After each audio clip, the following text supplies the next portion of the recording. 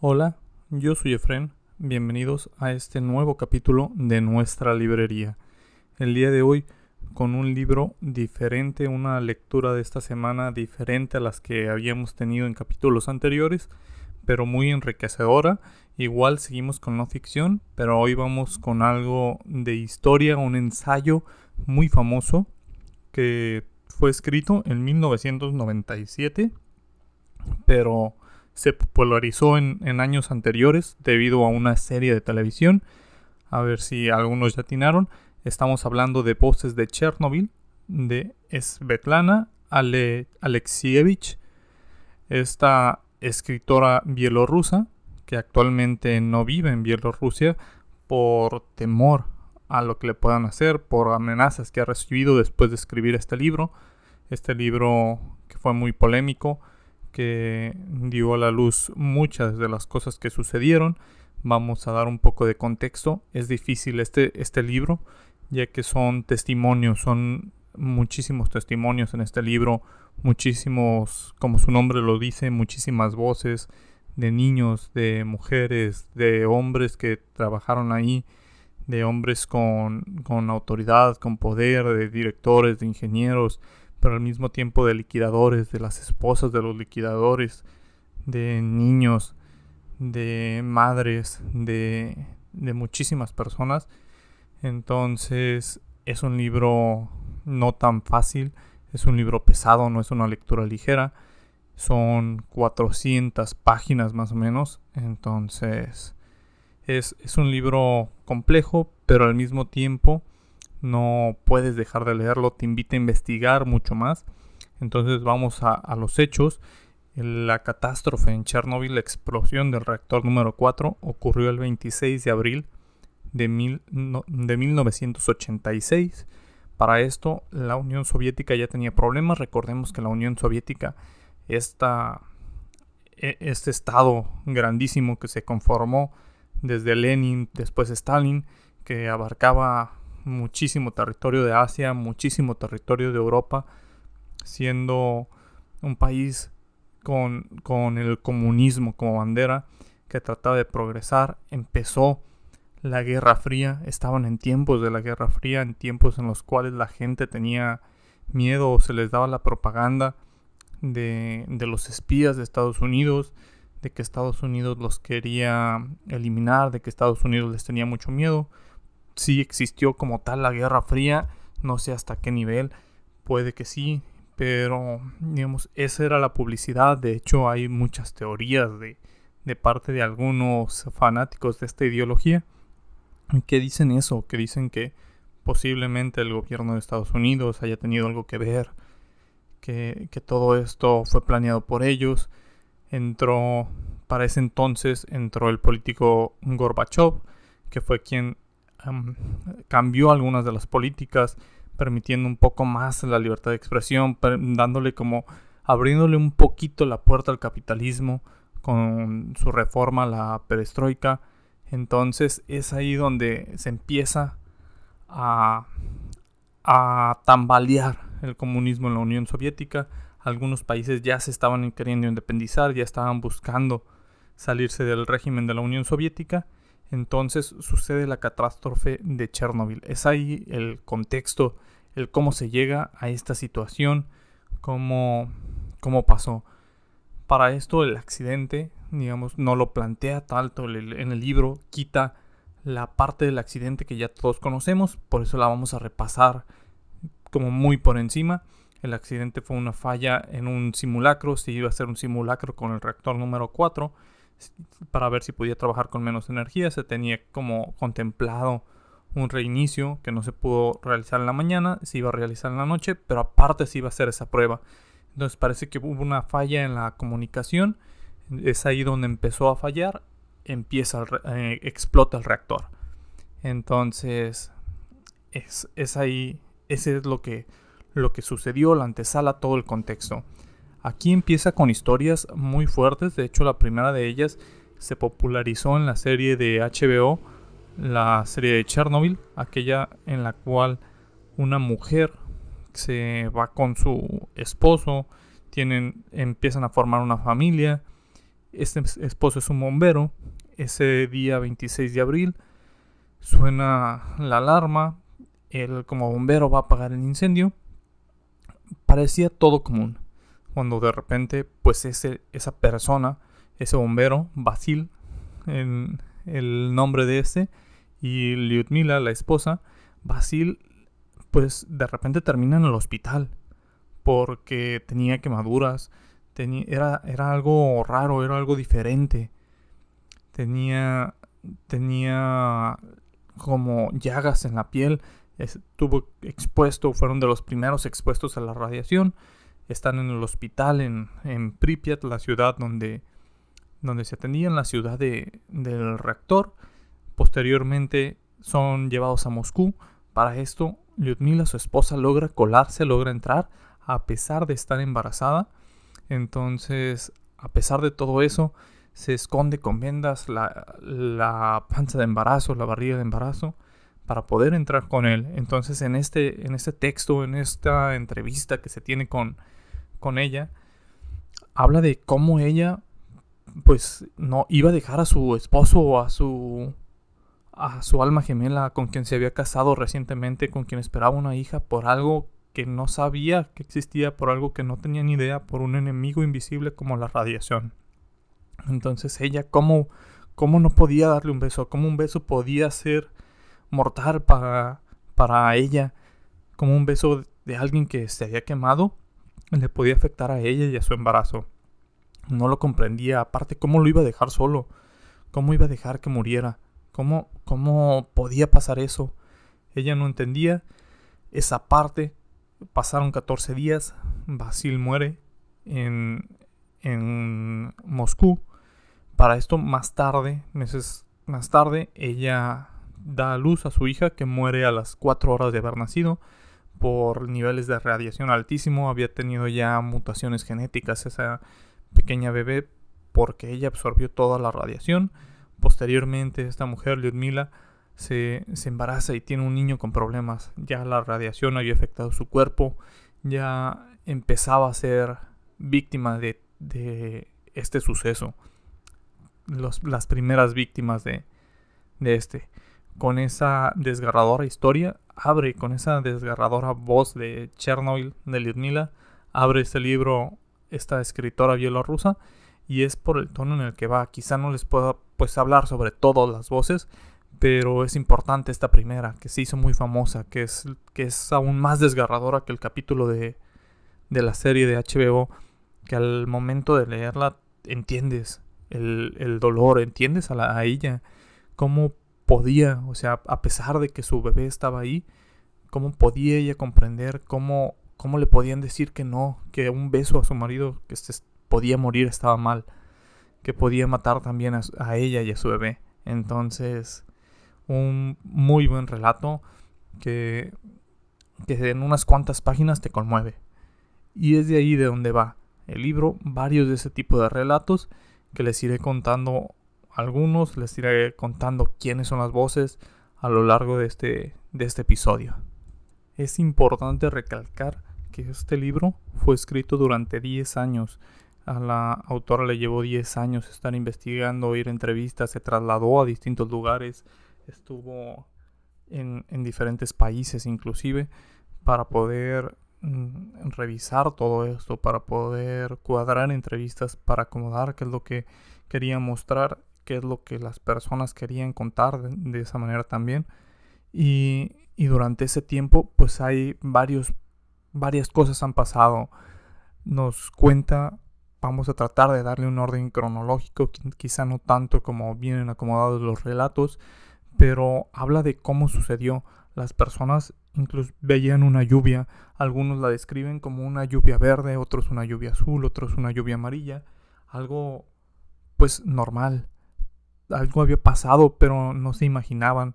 De repente el incendio parecía todo normal, las autoridades no decían nada y a las 36 horas empiezan a desalojar a las familias más cercanas al reactor, pero les dicen que no va a pasar nada. Es solo por precaución, se van a ir 3 días y regresan. Incluso hay relatos de unos niños que dicen haber dejado sus mascotas. Dice, pues yo dejé a mi hámster con comida para 3 días, yo dejé a mi perrito, yo dejé a mis libros, yo dejé mis juguetes, incluso algunos se lamentan de eso.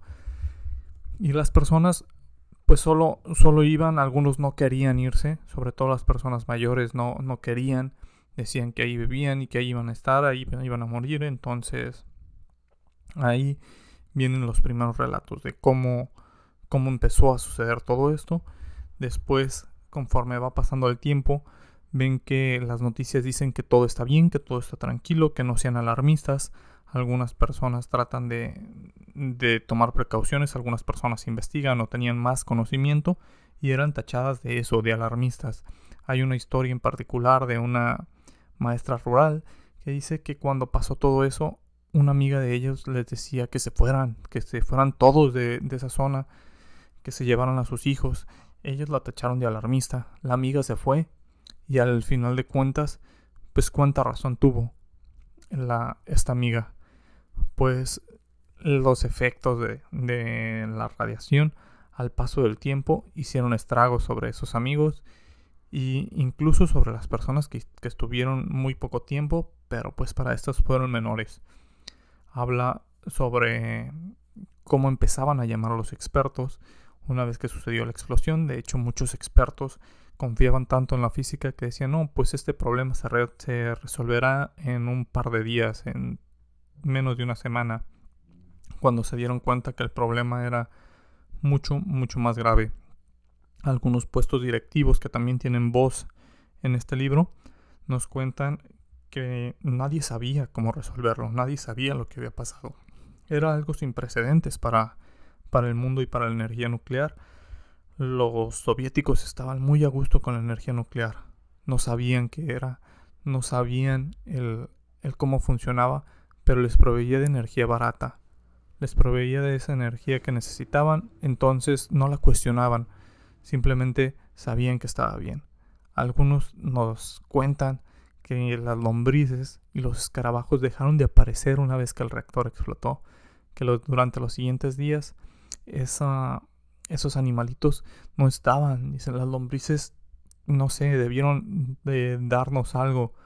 Ellas se escondían hasta medio metro bajo tierra. Cuando las personas iban a pescar era difícil encontrarlas. Se habían escondido, no salían. Las personas estaban ante un enemigo invisible, pero había unos animales que parecían que sí lo detectaban, que parecían que sabía algo mal. Entonces ahí todo eso, a inicios de esa explosión, todo eso que sucedió, posteriormente pues nos van contando cómo se va haciendo la vida de cada uno. Entonces nos habla de varios liquidadores.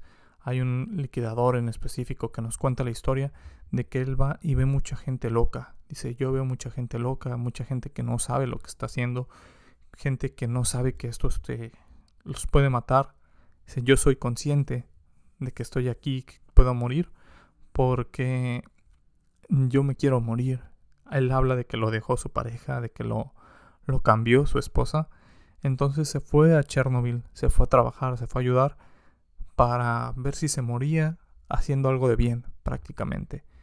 Hay algunos otros que nos cuentan el cómo se fueron, porque era lo que correspondía en ese momento, después de tantas guerras, después del fanatismo de la Unión Soviética, de esa guerra fría, de ser comunista, de ser patriota con este país.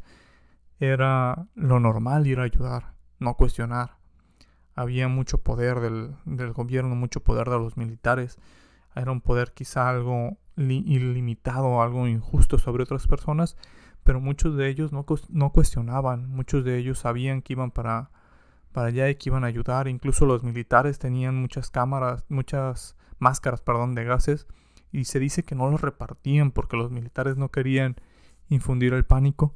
Entonces muchos de estos iban hacia allá. Conforme se iba soltando la información, pasaban los días y fueron otras plantas nucleares quienes detectaron esa radiación que venía de Chernobyl, y por el viento llegó a otras plantas. Esas otras plantas reportaban el incidente. Fue cuando se hizo la luz y fue donde se empezó a ver que algo andaba mal. La gente relata que sabía que algo andaba mal cuando empezaba a ver envases de leche para niños y envases de leche para adultos. No se sabe por qué. Entonces las personas empezaban a saber que algo andaba mal. Aquellos liquidadores que iban ya tenían como ciertas promesas.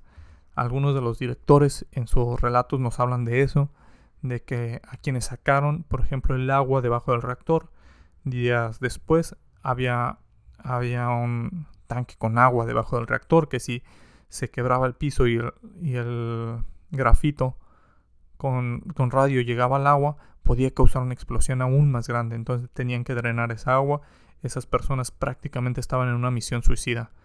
Les prometieron carro, les prometieron casa a sus familias, les prometieron mucho dinero, del cual solo les dieron como la primera parte de dinero para que se animaran a hacerlo.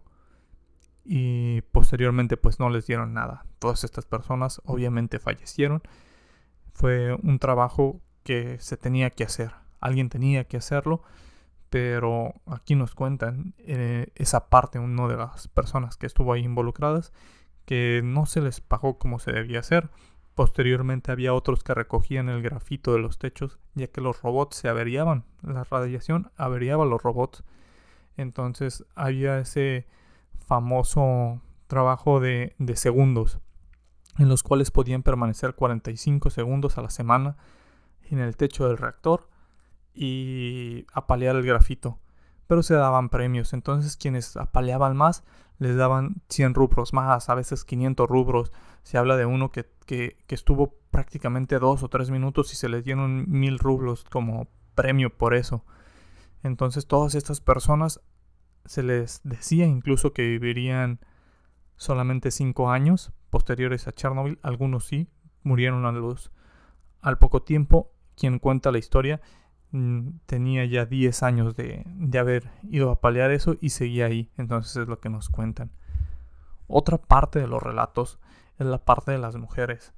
Ahí hay nos podemos ir por dos tipos de relatos.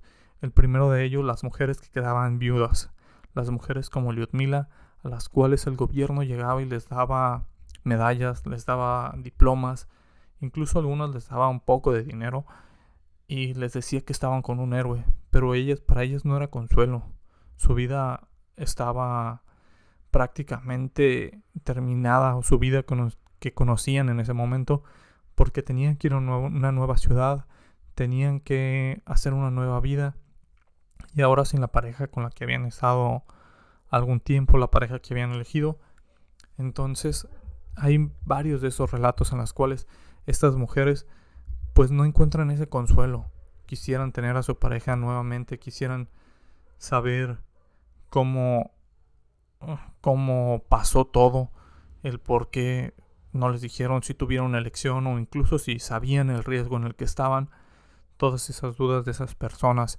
Incluso hay alguna que deja frases memorables en el libro, algo así como de que lo único que estaba segura es que nunca más sería feliz, porque me parece que esa persona perdió a su pareja y aparte perdió a su bebé. Todo esto gracias a la radiación, y eso nos lleva a la segunda arista con la cual podemos ver los relatos de esta parte femenina. Es la parte en la cual las mujeres empiezan a tener complicaciones con los embarazos. Recordemos el primer relato de Lyudmila, en el cual habla de que perdió a su bebé, de que a las 4 horas de nacido, pero hay varios relatos. Me viene a la mente el de una mujer que tiene a su hija con aplasia, es decir, todos los orificios que debe tener el cuerpo son pegados, entonces no tenía por dónde hacer sus necesidades, tenía ese tipo de problemas. Ella buscaba que el gobierno la ayudara, que el gobierno le diera algo para poder hacer sus operaciones, que le ayudaran prácticamente a vivir. El gobierno no se hace cargo, diciéndole que no le importaba, que eso podía pasar y no era causa de Chernobyl, que no tenía nada que ver con Chernobyl, ese tipo de accidente. Había quienes hacían su vida después.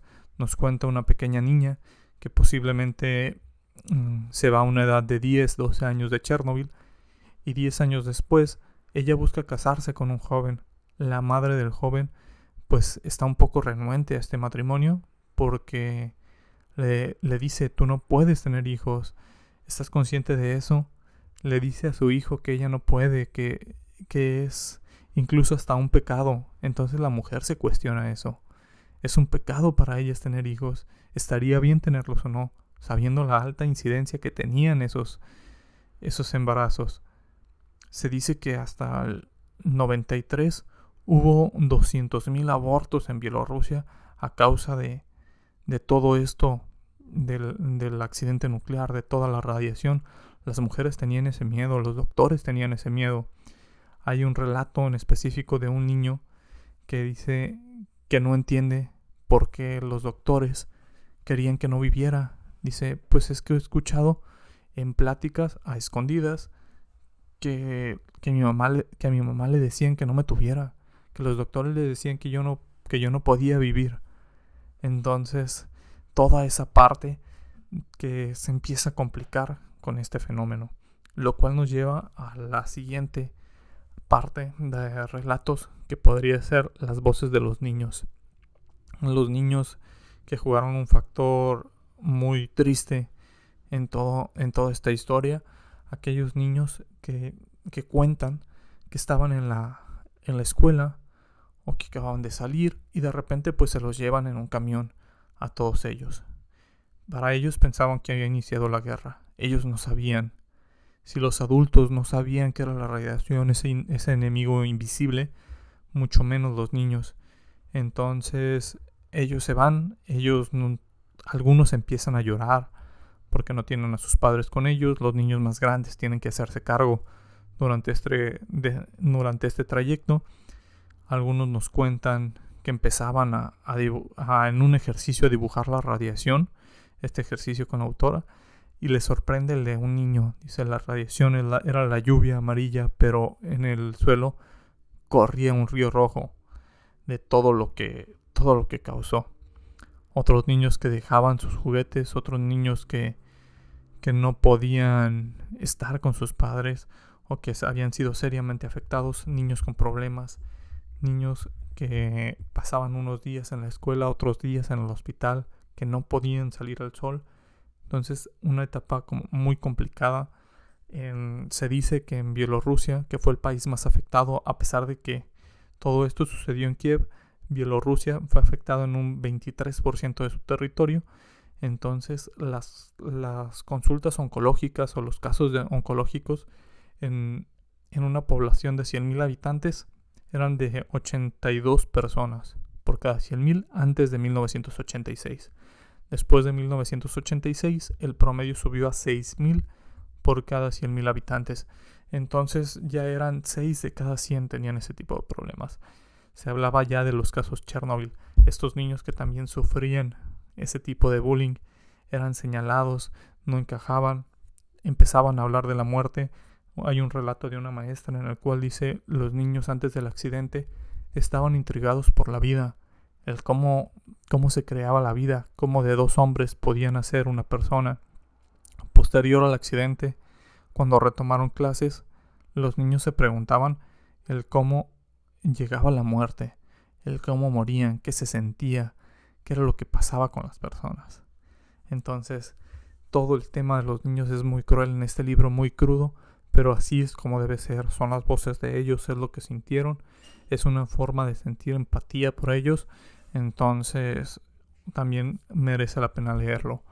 Otro relato en específico de un liquidador de animales nos habla de cómo se tenía que eliminar a todos los animales, a todas las mascotas que se quedaron ahí, porque eran portadores, porque podían esparcir la radiación. Nos cuenta que los perritos era muy fácil liquidarlos. Estaban esperando a sus amos afuera de sus casas, estaban esperando a sus familias, entonces era fácil con ellos. Dice, los gatos eran un poco más complicados, pero aún así se podía. Conforme fueron eliminándolos, se volvía cada vez más difícil. Incluso nos cuenta esta persona del relato en específico, este liquidador, yo nunca voy a poder olvidar un perro negro al cual tuvimos que enterrar vivo, porque le disparamos una vez y lo herimos, pero no murió. Y tuvimos tan mala suerte que a nadie nos quedaban cartuchos disponibles, entonces se tuvo que ir así. Dice que nunca va a poder olvidar ese perrito. Muchas personas dejaron a todo tipo de mascotas, que algunas siguieron ahí, algunas se reproducen con deformidad sobre todo, y muchas otras pues tuvieron que haber sido liquidadas, porque incluso hay poblaciones que están ahí en zonas contaminadas, en zonas que deberían ser zonas de exclusión. Hay esas poblaciones olvidadas, por así decirlo, en las cuales se tiene comida pues con radioactividad, los animales, las vacas, todo de sus alimentos con radioactividad, así viven, no tienen otra opción porque han sido olvidados, han estado ahí por tanto tiempo, no se quisieron mover, no tuvieron los medios y es difícil. En las voces de Chernobyl aparece el director de la Fundación de Niños por Chernobyl, que trató de apoyar, de darle alimentos a todos estos niños para que no comieran pues comida radioactiva, que no tuvieran agua con radioactividad. Volvemos al tema de este enemigo invisible. Era muy complicado decirles a ellos: no tomes agua, no te bañes, esta agua está contaminada. Todo se veía igual, todo sabía igual. Entonces era complejo para todos ellos, para niños y para adultos. Este hombre, director de esta fundación, nos cuenta sobre cómo empezó a visitar estas zonas de exclusión e incluso lo invitaban a comer. Yo sabía que la comida estaba contaminada, que la comida hacía mal, pero es lo que comen ellos todos los días. Era difícil para esta persona rechazarlo, incluso comió algunas veces, él lo cuenta, no podía rechazarlo, comía comida contaminada por vergüenza de decirles que lo que han estado comiendo durante años estaba malo, no servía. Entonces, muchas reflexiones durante este libro, son muchísimas voces que no se pueden pues contar en un episodio. Es un libro que vale la pena leer, una tragedia que vale la pena estudiar. Se habla mucho de la energía nuclear, creo que ahora está otra vez sobre el tema de conversación, ya que los conflictos entre Rusia y Ucrania, entre estas dos potencias que estuvieron involucradas en este accidente, que a final de cuentas quien fue más perjudicado fue Bielorrusia, pero dos potencias que estuvieron, hay dos naciones, mejor dicho, la potencia rusa y la nación de Ucrania, que están ahí implicadas, y Chernobyl en medio. La autora hace una reflexión también al inicio del libro. Nadie se puso a pensar, o quizás sí, pero no era tan fácil imaginar qué hubiera pasado si hubieran explotado los demás reactores. Se habla de muchas consecuencias que se pudieron desatar. Hay muchos héroes que están ahí. Hay ese monumento grandísimo en Chernobyl para los héroes anónimos, héroes que posiblemente por nombres el olvido se los llevará en algún momento, pero que sin duda fueron fundamentales. Se habla de que si no se hubiera drenado el agua de ese reactor, posiblemente la explosión hubiera terminado con todo lo que fuera Ucrania, Bielorrusia, gran parte de Rusia y gran parte de Europa. Entonces, este libro trata de hacer memoria sobre todos aquellos que no tuvieron voz, todos aquellos que perdieron a alguien. No se enfrasca tanto en los hechos. Creo que debemos dar los hechos como contexto, pero los hechos los conocemos ya la mayoría. Han sido muy mediáticos, han sido llevados al cine, han sido llevados a las películas. Incluso hay quienes relatan eso. Dicen: aquí vienen y hacen documentales, aquí vienen y hacen películas. Pero son cosas que nosotros nunca vamos a ver, son cosas que aquí no llegan, que nosotros no tenemos señal, que nosotros no tenemos acceso a esta información.